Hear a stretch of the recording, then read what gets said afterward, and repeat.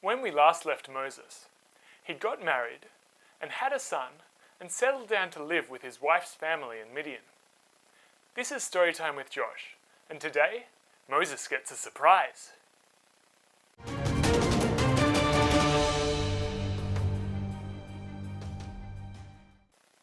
Many years passed while Moses was in Midian. The old king of Egypt died and a new king took his place. But the Egyptians continued to treat the Israelites terribly. The Israelites called out, "God, help us!" And God remembered the promise he'd made to Abraham and Isaac and Jacob. And he said, "Now is the time for me to act." By this time Moses was getting old. One day, he was looking after his father-in-law's sheep, and he led them far, far away through the outback, till he came to a mountain called Mount Sinai. He saw something there that caught his attention. It was a bush that was on fire, but none of it looked like it was burnt at all. He said, "That's incredible. I need a closer look." As Moses got nearer, God called out to him from the bush, "Moses, Moses, stop where you are. Now, take off your sandals, because the place where you're standing is set apart. It's holy. I am the God of your ancestors, Abraham, Isaac, and Jacob." Moses covered his face. He was afraid to even look at God. God said, "I have heard my people groaning, so I will rescue them from Egypt and lead them to a big, lush, beautiful land of their own. Now, I'm sending you, Moses, to go and lead my people out of Egypt.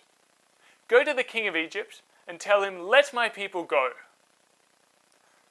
Me? Go to the king of Egypt? But I'm nobody special. "I will be with you. Now, when you lead the people out of Egypt, you will bring them to this mountain, and they'll worship me here, and then everyone will know that I have sent you." "But if I tell people that the God of Abraham and Isaac and Jacob has appeared to me, they'll say, 'Oh yeah, what's his name? I don't even know the answer.' I am who I am.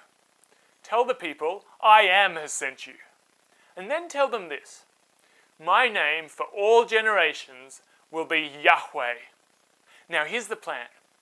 First go to the Israelite leaders and tell them that I will rescue them from Egypt and lead them to a big, lush, beautiful land of their own. Then take those leaders with you to the king of Egypt and say, 'Please let us journey into the outback for 3 days to worship our God.' Now he won't listen to you at first, but after I've showed him my great power, the Egyptians will shower you with gifts and beg you to leave Egypt for good. But no one will believe me. They'll say, 'God hasn't really appeared to you. Moses, you've got something in your hand.' My shepherd's staff? Yes, throw it on the ground." "All right." "Ah!" It turned into a snake. "Now grab it by the tail." "By the tail? But..." "All right."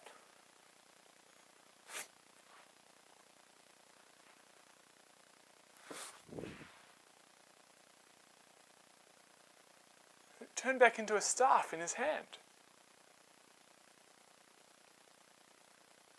"Now, put your hand into your cloak." "All right." When Moses pulled his hand out, it was white and diseased. "Now put your hand back into the cloak again." This time when Moses pulled his hand out, it was perfectly healed again. If people aren't convinced by the first miracle, the second one will convince them. If they're still not convinced, scoop up some water from the Nile River and throw it on the ground. And when it hits the ground, I will turn it to blood. But I've never been any good at speaking. I always get my words mumbled up. I get tongue-tied. I am the one who made your tongue. I'm the one who chooses who will speak, who will listen, and who will see. Now go, I will be with you, and I will tell you what to say. Please, please God, just send someone else. All right. Your brother Aaron speaks well. He will go with you, and you will tell him what to say, just as I have told you. Now go! Oh, don't forget your staff.